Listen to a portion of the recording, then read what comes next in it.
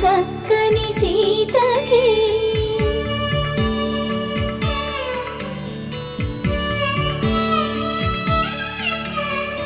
ఎర్ర జాబిలి చేయి రాముడేడని అడుగుతుంటే చూడలేదని పెదవి చెప్పే చెప్పలేమని కనులు చెప్పే నల్ల పూసైన